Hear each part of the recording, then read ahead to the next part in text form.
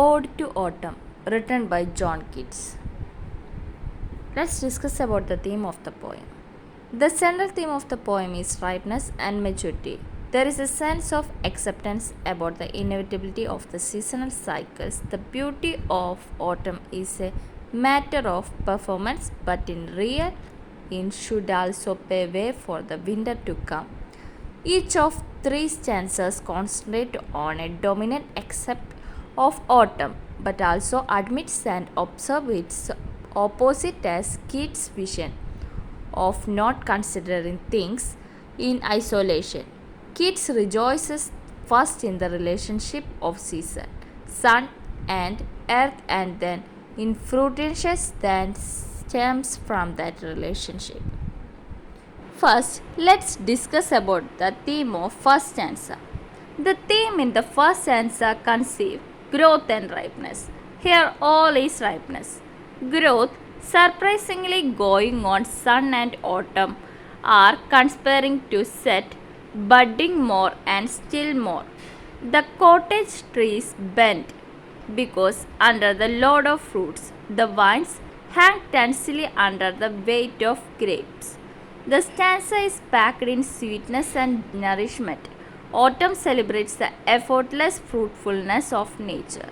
The totality of nature is depends shown when later flowers are set budding for the bees, thus connecting the three kingdoms of plants, animals, and humans.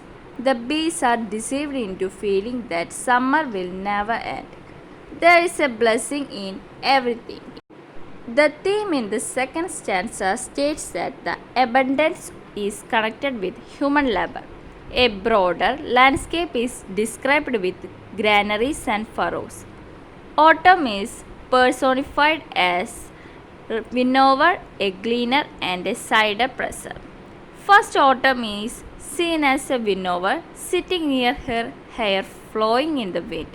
She is also a reaper sometimes, resting near a half-reaped furrow. Autumn is also represented as a gleaner going home with fruits across a brook. And finally, she is seen as a cider presser crushing her apples and watching patiently the last oozings out of the juice for hours.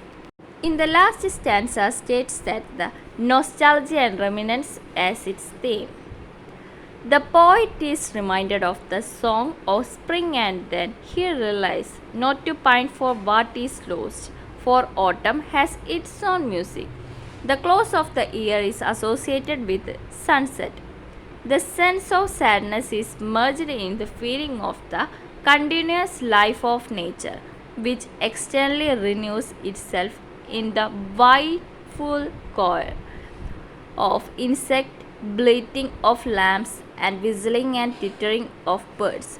The feeling of pathos through Solomon reads the spirit of hope.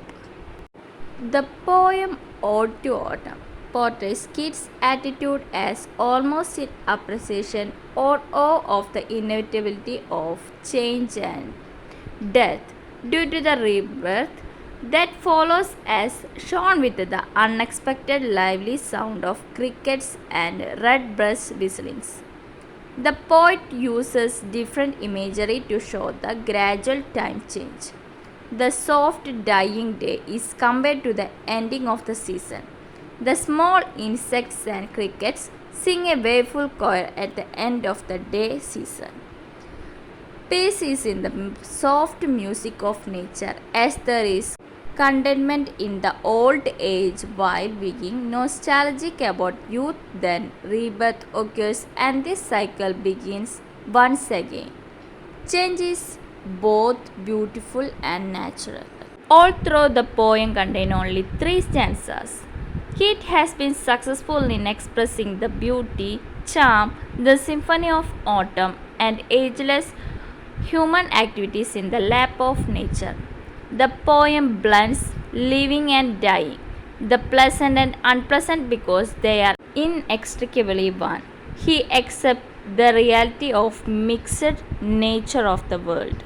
The poem consists of 11 lined three stanzas which describes the natural progression of seasons from the ripeness of the crops and its harvest and to the last day of autumn when winter is nearing. There are powerful images drawn from the nature through the personification of autumn and the description of its abundance, its beauty, and its songs. Hope you all can understand. Thank you.